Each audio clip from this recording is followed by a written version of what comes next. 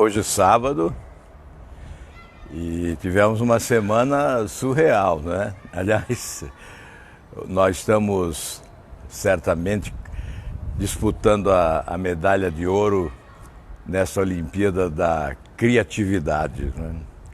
Como somos criativos no Brasil, incrível. Aliás, uma criatividade que poderíamos dispensar, né? Em certos momentos a criatividade nos envergonha. Veja, nesta semana, vamos citar alguns fatos desta semana, né? Começando pelo Supremo Tribunal Federal. O Supremo Tribunal Federal convalidou o indulto concedido pelo então presidente Temer no final do ano passado e agora presidiário Temer. A coincidência é inusitada. No dia em que o ex-presidente estava sendo outra vez preso, o Supremo Tribunal Federal deliberava sobre o indulto que ele concedera e autorizando o indulto. Aqueles criminosos que cumpriram 1/5 da pena, seja uma pena menor, seja uma pena maior, seja pena máxima, estarão beneficiados por esse indulto concedido pelo presidente Temer aos seus colegas marginais, aos seus colegas corruptos. Esse indulto esse indulto beneficia, né, os criminosos da corrupção na administração pública brasileira. É, sem dúvida nenhuma, uma coincidência desagradável, você não acha? Que coincidência! Por isso, repercutiu muito na imprensa. O Josias de Souza, por exemplo, fez um comentário com o título "Só no Brasil, um preso por corrupção indulta presos por corrupção". Portanto, os artífices da corrupção no país, protegidos por um artífice maior da corrupção no Brasil, um ex-presidente da República. Então, esse é um fato que nós lamentamos, é afrontoso à dignidade nacional, é desrespeitoso à aspiração do povo brasileiro de mudar esse cenário de corrupção que infelicitou o nosso país nos últimos anos. Mas nessa semana nós estamos também, infelizmente, comemorando outros fatos negativos. Ainda hoje, anuncia-se que o ex-presidente Lula deseja uma reversão para a prisão aberta. É uma reivindicação dos seus advogados. O ex-presidente deseja, portanto, ser beneficiado com o Instituto da Prisão em regime aberto. E, com isso, mais uma vez, se configura a prisão de um preso comum por corrupção, por lavagem de dinheiro, formação de quadrilha, etc. Está na hora, portanto, desse pessoal do PT, desse pessoal que defende o ex-presidente, que grita Lula livre, de reconhecer que ele é um preso comum, acabar com essa lorota aí de preso político, principalmente na tentativa de enganar os estrangeiros, né? No cenário internacional, isso tem sido repetido insistentemente pelas lideranças petistas aqui do nosso país, que apoiam regimes similares lá fora, como o da Venezuela, Cuba e etc. Um outro fato que eu destaquei aqui hoje na minha página, né, do Facebook e no Twitter também e no Instagram, um outro fato, estou tentando acessar aqui, mas não estou conseguindo. Está no ar aí mesmo? Porque... O pessoal está perguntando o artigo 142. Eu acho que não é esta a solução. Nós temos que insistir com as normas democráticas, não é? E, obviamente, a população tem que pressionar nessa direção. Pressionar o Congresso Nacional, sobretudo, para apoiar o governo quando ele acerta, especialmente no que diz respeito à mudança de hábitos, de costumes, prática política, combate à corrupção. Veja, eu publiquei aqui hoje que o país está gastando, o governo está gastando, o povo brasileiro está gastando R$12 mil por dia, com as mordomias dos ex-presidentes da República. E eu tenho lá um projeto tramitando já há algum tempo, desde o ano passado, no Senado Federal, para mudar isso, para limitar os benefícios concedidos a ex-presidentes. Pelo meu projeto, presidentes como Lula, que está preso, Dilma, que foi alvo do impeachment, Collor, que também foi alvo do impeachment, não teriam direito a nenhum benefício que está consagrado na nossa legislação. Eu apresentei um projeto exatamente excluindo desses benefícios os que foram condenados pela Justiça Comum ou foram punidos pelo crime de responsabilidade com a pena máxima, que é o impeachment. Mas agora eu estou disposto, inclusive, a radicalizar nessa matéria e apresentar um outro projeto acabando com os benefícios desta natureza para os presidentes que também não foram condenados e não foram punidos nem com processo de impeachment. O que o Hugo está ali? O Hugo tem uma fã. Oi, Hugo. O Hugo arrumou uma companhia ali, né? Bem, então eu estou pensando seriamente em apresentar um outro projeto desta feita mais radical, né? Para acabar com esse benefício a todos os ex-presidentes. São vários assessores pagos pelo dinheiro público, 2 carros, enfim, segurança, assessores, combustível, diárias, viagens. Isso é um absurdo, eu já falei desse assunto outras vezes, mas hoje nós publicamos essa matéria que traz aí essa informação dos R$12 mil por dia de gastos do governo, do dinheiro público, para a manutenção desses privilégios, desses benefícios. Eu insisto dizer que o combate ao privilégio é prioridade absoluta nesse momento em que o povo brasileiro está inseguro em relação ao seu futuro e, sobretudo, nesse momento em que há dúvidas em relação a mudanças. A campanha eleitoral despertou muita esperança no povo brasileiro. Aliás, toda a campanha é um ressuscitar de esperanças, depois muitas vezes vem a frustração, aquela renovação proporcionada pelas urnas, muitas vezes acaba em grande frustração, porque desta renovação não decorre a mudança esperada, exigida pelo nosso povo. E nós estamos nesse ambiente atualmente. Por isso eu acho essencial esse combate aos privilégios. Juntamente com o combate à corrupção, a necessidade de se combater os privilégios das autoridades brasileiras.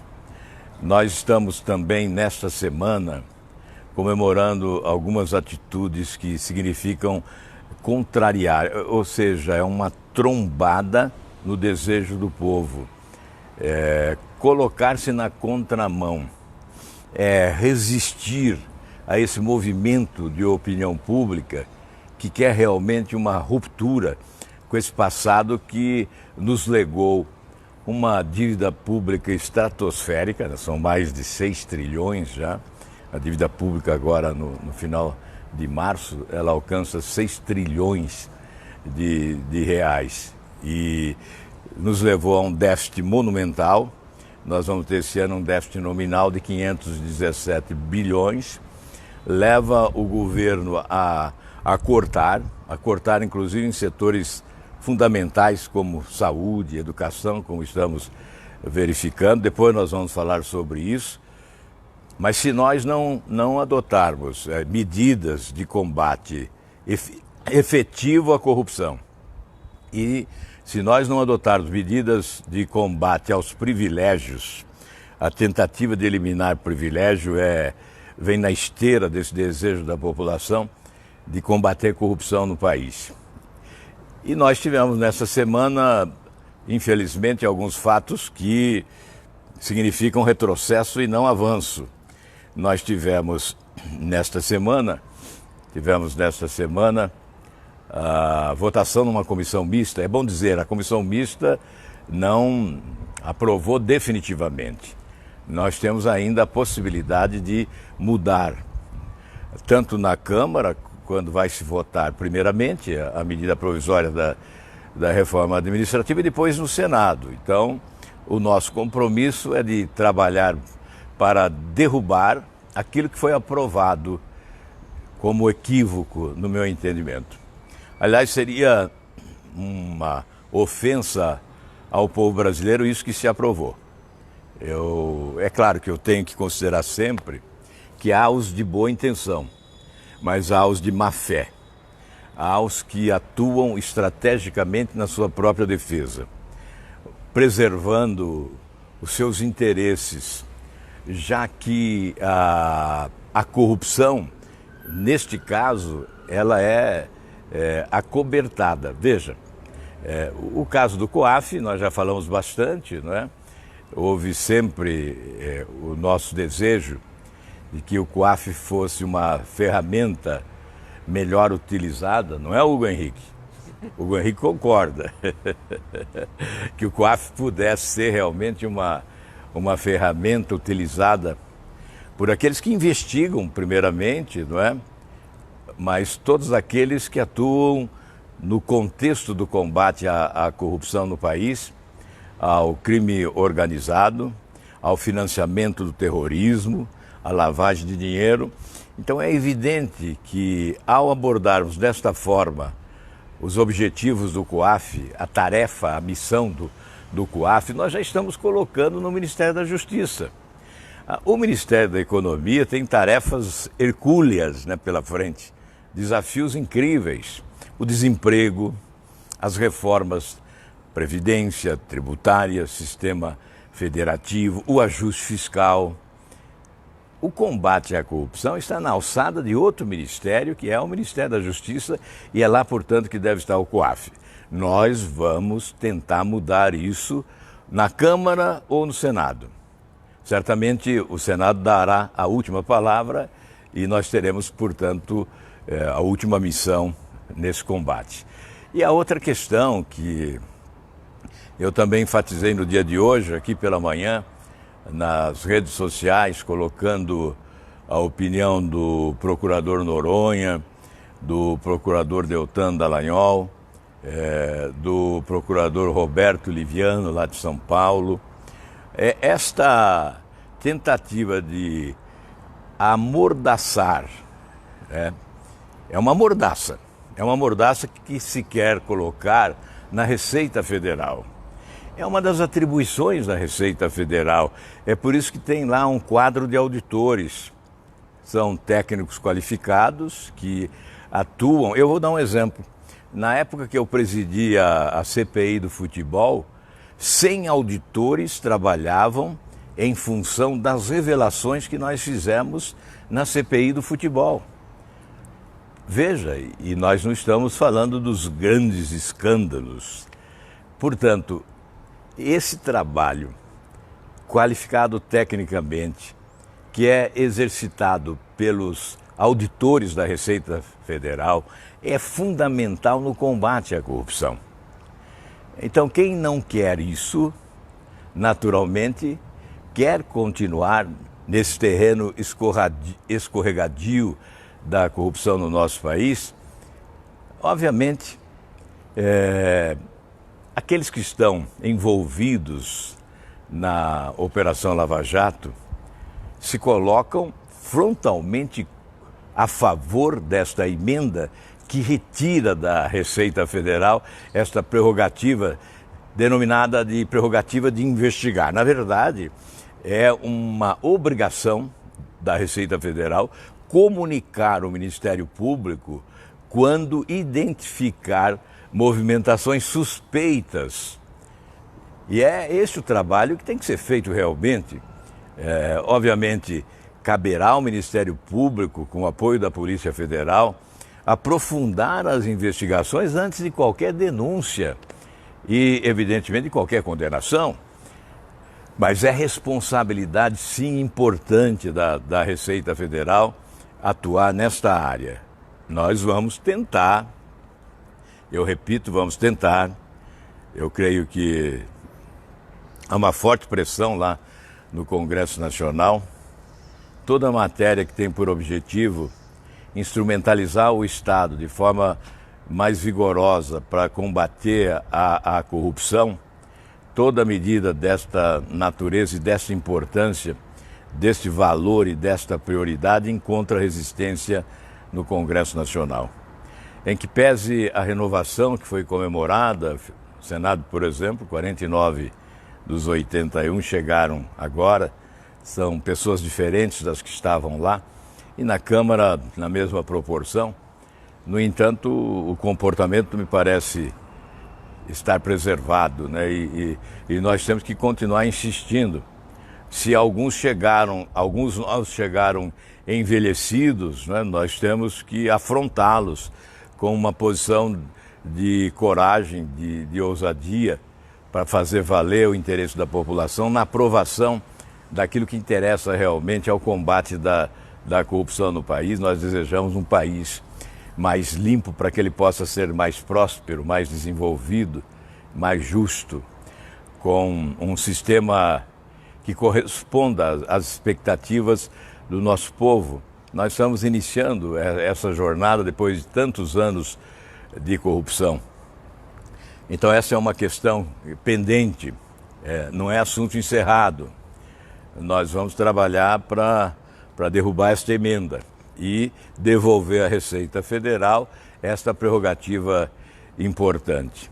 E a outra questão é a criação dos 2 ministérios, né? Mais um fato desta semana que nós queremos repudiar, porque durante toda a campanha, todos os candidatos falaram em reduzir o tamanho do Estado, usava-se expressões fortes como menos Brasília e mais Brasil.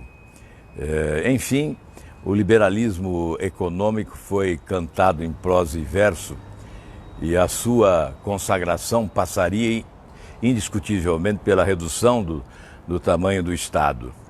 E o que se vê agora é que as metas propostas durante a campanha não foram cumpridas, não foram alcançadas e agora há ainda um recuo em relação ao avanço tímido que se observou.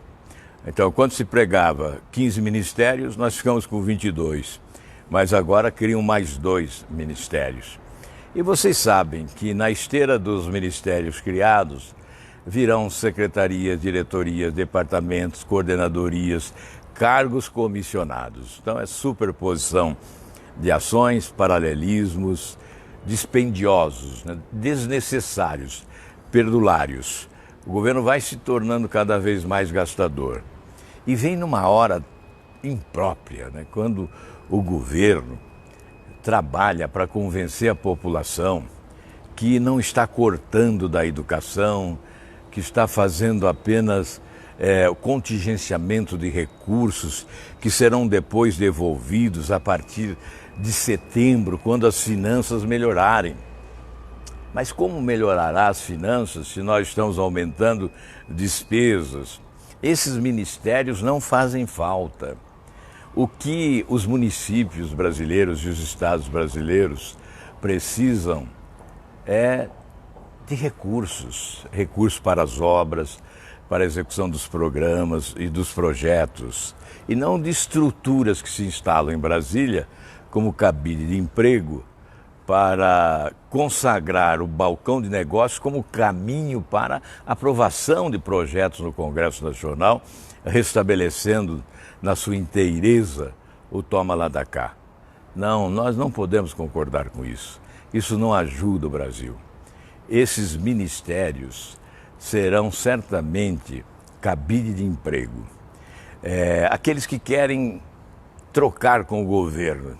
Eu apoio a Previdência, mas eu quero espaço no governo, eu quero nomeações, eu quero recursos. Então o governo se torna uma anarquia, né? um almoxarifado à disposição dos fisiológicos, que quando querem, até lá vão para buscar o produto que desejam em determinado momento. Então, nós temos que combater isso. Olha, temos que ser mais francos, mais sinceros. O que se vê é que o discurso fica distante da prática. Especialmente agora, nós estamos aí logo depois da eleição, são só pouco mais de 100 dias, aí quase 4 meses de governo. Então é muito cedo para esquecer compromissos. Eu não estou dizendo que compromissos foram assumidos só pelo presidente, não. Compromissos que foram assumidos por todos nós, por cada deputado que se elegeu, por cada senador que se elegeu, por cada governador que se elegeu. Então nós temos que respeitar. Eu acho que as palavras soltas ao vento durante a campanha eleitoral, que são esquecidas logo após, quando se instala no poder, é o que desmoraliza a atividade pública e semeia desesperança. Então esses 3 pontos, nesta semana, nos aborreceram. E agora o presidente Jair Bolsonaro falou na possibilidade de um tsunami na próxima semana. Não há nenhum indicativo de tsunami para a próxima semana. Mas eu venho alertando o governo para a necessidade de adotar providências urgentes em relação ao déficit público, que vai levar o governo a ter que driblar a regra de ouro para escapar da responsabilização que culmina com impeachment do presidente. Eu, há algum tempo, algumas semanas, não sei se já faz um mês, concedi uma entrevista ao UOL da Folha de São Paulo, uma longa entrevista, em que abordei a situação crítica de déficit que vive o país e a necessidade de providências imediatas para evitar a hipótese de impeachment logo mais à frente, porque a regra de ouro estaria violada indiscutivelmente. Houve uma reação contrária, algumas pessoas não entenderam, interpretaram como se eu estivesse desejando o impeachment ou pregando o impeachment, quando na realidade eu sei que o impeachment é traumático e não é bom para o país, e que nós não desejamos isso em hipótese alguma, e que estávamos apenas alertando o governo para a necessidade de adotar providências imediatas. Bem, o governo adotou uma providência, encaminhou ao Congresso Nacional um projeto de lei que pede a suplementação de verbas da ordem de 248 bilhões. Pode chegar perto do Hugo aqui, ele não é bravo, não. Pode chegar. As meninas estão aí com receio de chegar perto as nossas vizinhas aqui do prédio onde moramos. Sanduichinho tá gostoso, hein? Então, nós fizemos esse alerta e o governo encaminhou ao Congresso um projeto com o objetivo de obter autorização para a utilização de 248 bilhões para saldar compromissos do BPC, né, o benefício da prestação continuada, e outros benefícios e outras despesas. Agora, há um prazo para essa votação. Até o final de junho, o Congresso tem que aprovar. E até agora não houve movimentação. Não há notícia ainda do parecer, não é? O relator ainda não apresentou parecer, não há trabalho na comissão, e nós temos um prazo até final de junho para a aprovação desse projeto de suplementação de recursos requerido pelo governo da União, exatamente para driblar a regra de ouro. E se não for aprovado, o que acontecerá? Vamos imaginar que o Congresso resista, que o Congresso não aprove. O que acontecerá? Aí nós teremos uma grande dificuldade. O governo terá que fazer um contingenciamento monumental. Ele já está fazendo, né? Da ordem de 30 bilhões, parece, há pouco. Agora, com esses cortes na área das universidades federais, mas o contingenciamento que terá que fazer o governo é monumental, é sem precedentes. E aí para a máquina pública, para o governo, para a área de educação, para a área de saúde, enfim, nós teremos um governo totalmente paralisado. Então isso é muito sério e nós estamos aqui alertando. Nós já fizemos antes, preliminarmente, um alerta, voltamos ontem a falar, estou repetindo hoje. Assim que chegar em Brasília na próxima semana, retornarei a este assunto. É fundamental que o governo atue com celeridade, com eficiência, para evitar um desastre maior. Bem, hoje é sábado, né? Mas nós temos que falar de assuntos sérios também. Olha aí. Pode fazer carinho aqui no Hugo que ele gosta, viu? Essas meninas lindas aí são nossas vizinhas aqui onde você mora? No 1? Ah, então você está bem pertinho daqui, né? Mora no 1, que maravilha. Mas você faz pouco tempo que mora aí, não é? Não? Já faz tempo? Quanto tempo? Uns 5 meses, mais ou menos? Já tem um ano. Um ano? Ah, então tá bom. É que eu venho pouco aqui, né? Por isso que eu não vejo sempre vocês. Mas tá bom, gente. Olha, amanhã é Dia das Mães, nós voltamos a falar amanhã, especialmente com as mães de todo o Brasil. Você já deu presente para a mamãe? Já comprou o presente para a mamãe? Já? Vocês são irmãs? São? Então um presente só de sociedade, né, para economizar. A crise está brava, tem que economizar. Bem, gente, muito obrigado aí pela atenção. Vamos continuar juntos, né, e vamos continuar conversando sempre. Um grande abraço a todos vocês e um ótimo final de semana.